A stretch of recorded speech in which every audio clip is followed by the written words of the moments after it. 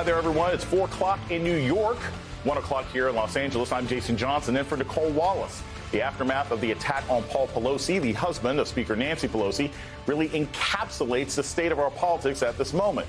Because even though some Republican leaders have condemned the attack, news of this vicious and violent assault on the Speaker's husband have been met with a flood of whataboutism and deflection by a number of other Republicans, and conspiracy theories and disinformation from a whole host of right-wing media figures. And all this is happening while Paul Pelosi is reportedly still in intensive care, surrounded by his family. And while an active investigation is underway, a little more than an hour ago, federal prosecutors filed 2 charges: attempted kidnapping and retaliation against a federal official by threatening or injuring a family member. Federal officials allege that the attacker broke into the home intending to kidnap and hurt Speaker Pelosi, and that he came armed with a hammer and brought a rope, white tape, and zip ties.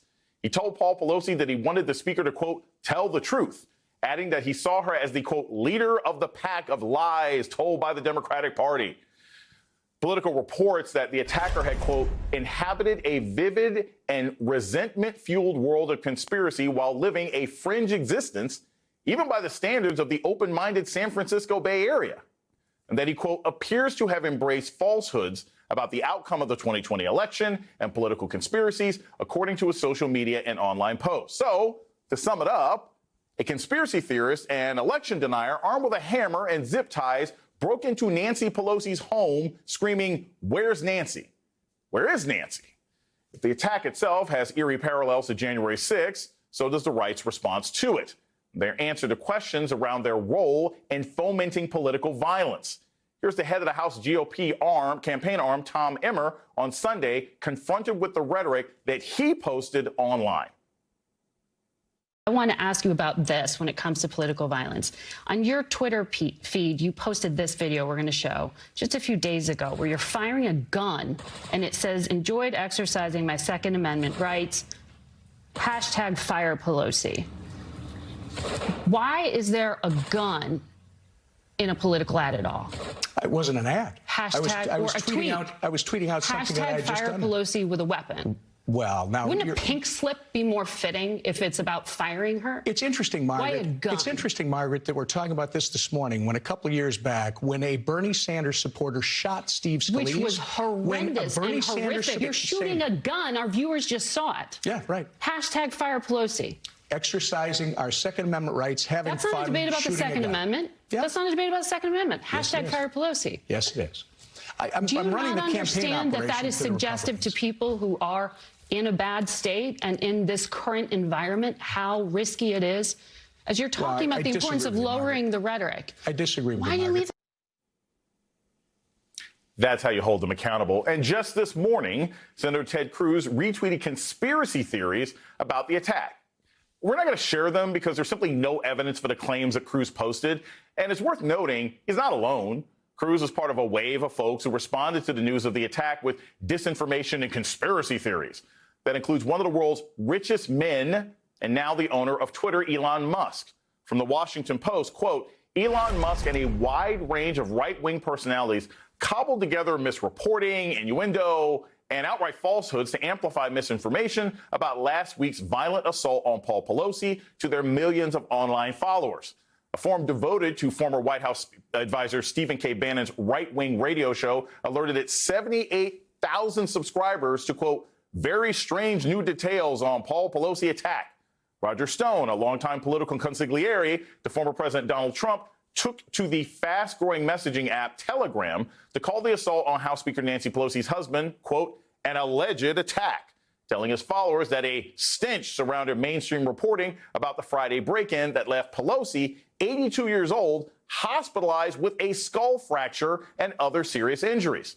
We'll dig into the federal complaint with NBC's Tom Winter in just a moment, but joining us now, co-founder of Punchbowl News, MSNBC contributor Jake Sherman. Also, Tracy Walder is here. She's a former CIA officer and FBI special agent. Michael Steele joins us, a former RNC chairman, now MSNBC political analyst. Thank you all so much for joining us today. I'm going to start with you, Tracy. Just from a security standpoint, how often does the speaker or high-ranking public officials, the speaker, the president, the vice president, the leader of the Senate, how often do their families get threatened by people? We hear about threats on elected officials themselves, but how often are their families at risk? So that's an excellent question. I don't want to say it's rare. Obviously, it is something that occurs, but really the follow through is something that we really never see. You see sort of these offhanded comments. I'm going to come after you. I'm going to come after your family. But, the thing is this was a very well planned attack. He had the zip ties. He had a sword. He had knives. He had all of these things. And it was really, really planned. And I don't know that he necessarily cared if it was coming after her immediate family members or not. And my concern now is for extended family members. Clearly Nancy Pelosi was the target, but my concern is that they will settle for really anyone they could get their hands on that is close to these members. And really, this is extremely rare and just not something that we see a whole lot. So several years ago, there was a Democratic congressman, and I believe it was Virginia. Somebody attempted to cut the gas lines at his house. We've had members of Congress get shot. When Republicans get shot, we have bomb threats happening on a regular basis.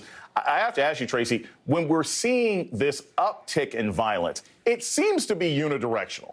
It seems to primarily come from the right against members of the Democratic Party or the perceived left. How serious a threat is this being taken by the FBI and the CIA now? I mean, are they really investigating, or are most of these people sort of lone wolf maniacs that you can't anticipate, or you'd end up playing whack-a-mole all around the country for everybody who posts something angry on Telegram? So to your point, Jason, it is somewhat like playing whack-a-mole. But the interesting thing here is, freedom of speech, yes, it's protected, but it's only protected, up to a certain extent. These are threats. We have people using guns with hashtags Fire Pelosi. Those all should be investigated because really it's incendiary. Those comments, that imagery really helps get people to do attacks like this. And I think that this is extremely problematic, and I would imagine that the FBI really has their hands full right now in terms of attacks. But really, I see this as domestic terrorism, things like this that are going on. And I would hope that they have the resources and the ability to be investigating these attacks. But I'm even more concerned as we get closer and closer and closer to the election. I think there's sort of rhetoric around there that, if you lose, it's a conspiracy theory. And I'm very concerned about that. Michael Steele, you used to be the chairman of what I used to refer to as the Republican Party. I now call it the Republican Organization. So I think they're a dime store front for the terrorist movement called MAGA. I don't have high expectations for people who call themselves Republicans today when it comes to these kinds of attacks. But I want to play you some sound from Chris Sununu, and I just want your reaction on the other side. When you have the Speaker of the House's family get attacked, this is how he responds to that. Where do you think this rise in political violence is coming from? Well, look, you can go back to the beginning. This started back in the summer of 2020, right? When you saw cities burning, you saw not a whole lot of accountability there. It's on both sides of the aisle. But look, people have to just take the heat down here. I mean, this is America. This is one of the most amazing places on the planet Earth. We should all wake up and be grateful. We can disagree and have heated arguments, of course. But when you cross that line into violence, it does your cause no good. It does the system no good. And it just brings everything to a more fragile state. I always have to answer the what about 2020 thing by saying black people are getting systematically murdered by law enforcement and no one's being held accountable, and people got angry and they protested, which is fundamentally different from someone breaking into a home with a hammer. But, Michael, when you hear these kinds of statements from members of the Republican organization, I mean, are you disappointed? Are you shocked? Why do you think no one can just say the obvious, which is, hey, it's really bad that somebody tried to harm the family of a political coworker? So that last part would be the reaction of Bush era, Reagan era, Eisenhower era Republicans. In the Trump era of Republicans, that's a sin. You don't do that. You will be ostracized. You will be called a rhino. You will be castigated, and your fundraising will dry up. And that's the reality. The governor. And I know Governor, I've known the Sununu family and worked with them a long time. They walk this line, this tightrope And I just wish they just fall off the rope like the rest of us and just say, you know what, I'm free. I'm free of this MAGA crazy, and that the republicanism that I believed in, that helped get me elected, that helped me govern, is the kind of republicanism I want to project to the rest of the country. But they can't, and they won't. Everything is, yes, this is awful, but no, violence is not acceptable, but. And it is that way of having a little bit of the, prayers, thoughts and prayers argument, at the same time looking over at that MAGA base that's looking at you suspiciously going, so what you going to say next? And go, Democrats do it too. Progressives do the same thing, and they'll cite Scalise, they'll cite others. But that's not leadership. And that's certainly not the kind of leadership the country needs from the Republican Party right now. The only way this begins to end itself is if they are willing to end it. And they're not. They're on the precipice of the country giving them power. And I've asked this question for the last 8 weeks. America, what do you think they're going to do with it when they get it, if they can't even acknowledge the horror of an 82-year-old man being attacked in his home by one of their own? What do you think they're going to do? So they're only going to get worse, Michael. Very quickly, I want to bring in NBC News investigations correspondent Tom Winter. Tom, thank you so much for joining us. Very quickly, I just want to find out, you have some of the details of this investigation, of the charges. What do we know right now about what this individual did, what their motivations might be, and what the charges against them are going to be?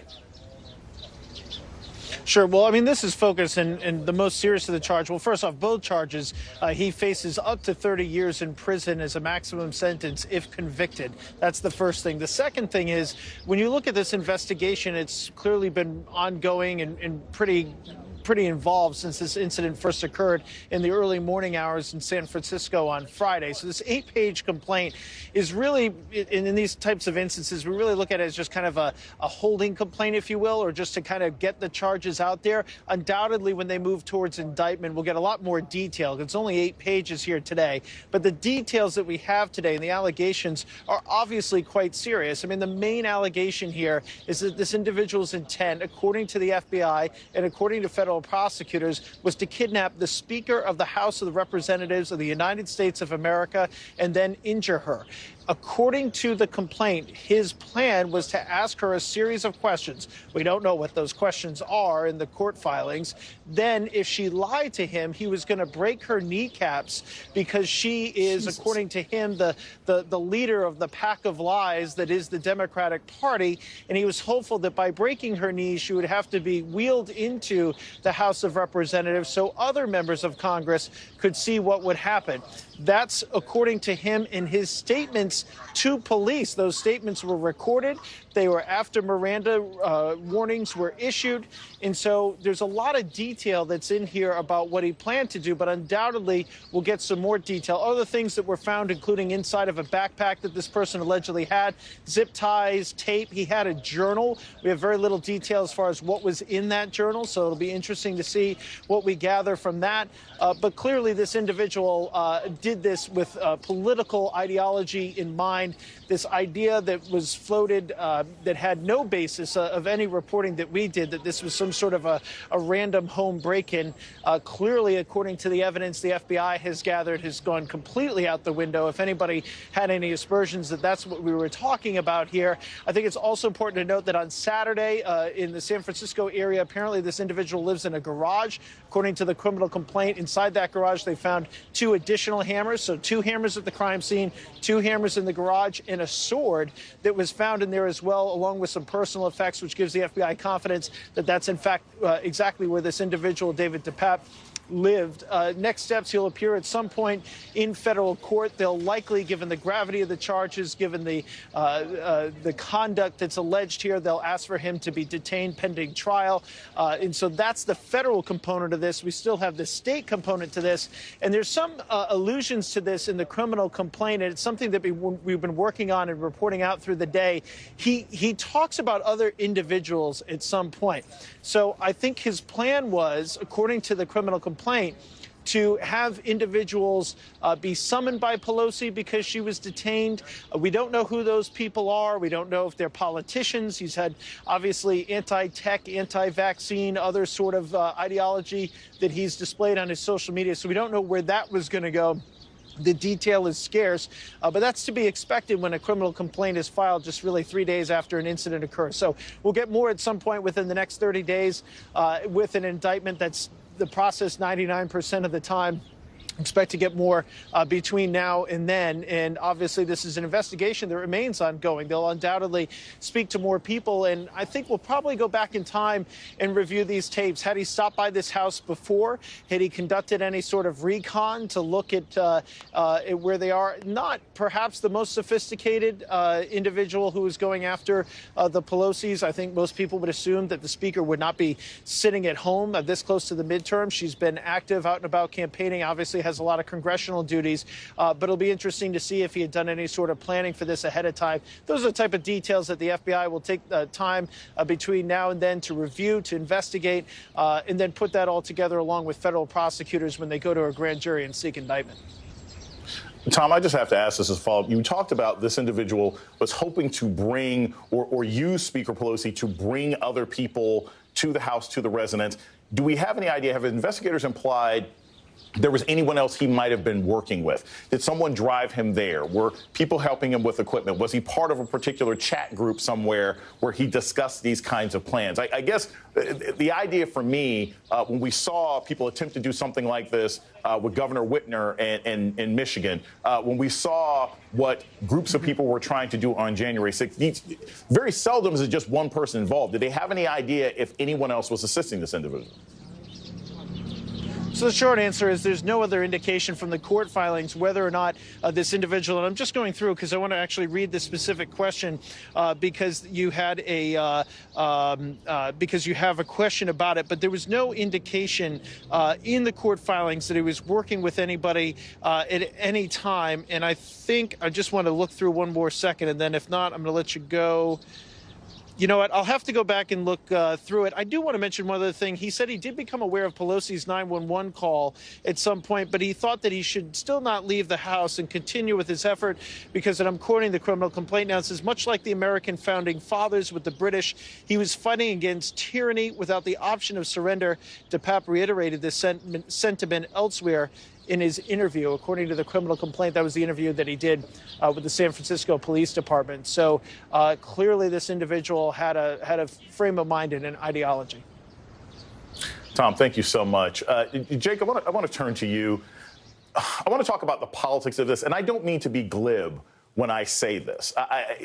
It offends me sometimes when we're talking about life and death issues, and then we want to talk about polling and who this helps and who's up and down. But I do want to play you this sound from Elaine Luria on Morning Joe this morning, because I think it's important to understand that politics is driving this kind of behavior, and get your thoughts on the sound on the other side. I immediately felt like there's a direct line here. I mean, not only the use of violence in a political way, but, you know, this idea that these echoes we heard through the halls of the Capitol of where's Nancy? And I was shocked to hear of the attack, and then even further distraught to hear, you know, that Paul Pelosi went into surgery, a fractured skull. I mean, the absolute level of violence. I mean, the visceral attack of someone hitting an 82-year-old man with a hammer.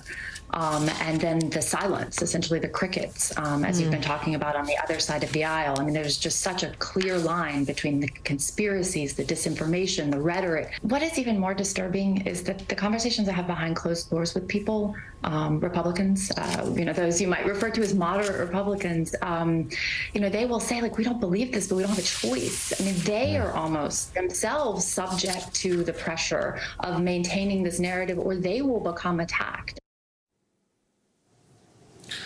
Jake, my first reaction to this is they're not really being attacked. They're just afraid of possibly being primaried. And there's a big difference between that and having somebody break into your house with a hammer. But what are your thoughts on this? I mean, you know, is this real? Should we legitimately be looking at members of the Republican organization and saying, oh, my gosh, I see why you guys are under pressure, too? Or is this just abject cowardice on their behalf in the hopes that they, too, will somehow benefit from this kind of violent behavior by people who are following the rhetoric from their organization?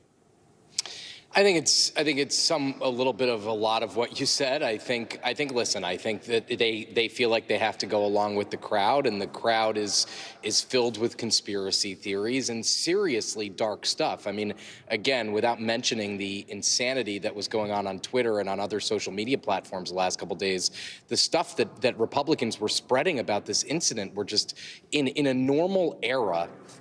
Outside of the era we were in, we would look at these people and think that they were nuts. I mean, the stuff is just completely unhinged from reality. And now that you see the criminal complaint, as Tom laid out, you see that actually it was completely, according to the FBI and according to the Department of Justice, it was completely detached from reality. And this was a serious incident in which what appears to be a deranged man was going to try to kill the Speaker of the House. So I do think, I'll say a couple things about what Luria said. Number one, I do think there are people, and I know because I'm up here, I talk to members of Congress every day. I do think there are some in the Republican Party who want to kind of hold these things at arm's length and hold the behavior of the Republican Party at arm's length. But most of them do not. And it's dispiriting to say, because as Nancy Pelosi always says, it's healthy in a two-party democracy to have two healthy parties. But most Republicans right now are also wrapped up in this conspiracy theory and are looking for, what actually happened. It can't be what the news media is saying. It can't be what prosecutors are saying. So it's scary. I will say this, though, and this is a larger systemic problem that has to do with security. I mean, and I've been really taken aback by this, and I wonder what you think and what experts might think about this as well. But the fact that the third-ranking official in the United States government has a house that is unguarded and whose husband, I mean, this was an awful incident, but I mean, I was just talking to my colleagues about this. I mean, he's so fortunate that he was able to call 911, that he was able to get to the police. I mean, this is somebody who's second in line to the president, whose 82-year-old husband is sitting at home in a big city alone. I mean, so many things could go wrong, and obviously something did go terribly wrong, but like, I've been taken aback as somebody who's covered Nancy Pelosi for the last 15 years or so. And I want to mention one other thing about the Scalise incident. And I'm sorry to let this all out at once, but I mean, people kind of draw comparisons to the Steve Scalise shooting in I guess that was 2016 or 2017. That was a horrible incident. The next day, Nancy Pelosi and Paul Ryan did a joint interview together about the danger of violence. I mean, the two party leaders did an interview together. I mean, and that was a poisonous time in American politics and American government. But just look at how far we've come. I mean, that is unthinkable today, to have the two party leaders do that. So, yeah, it's a quite distressing set of events and political circumstance. I think we've taken for granted for a long time how little political violence there is against elected officials in this country. And that's unfortunately what's been made very apparent in this current environment. Jake Sherman and Tracy Walder, thank you all so much for joining us to start off the show. Michael Steele is sticking around.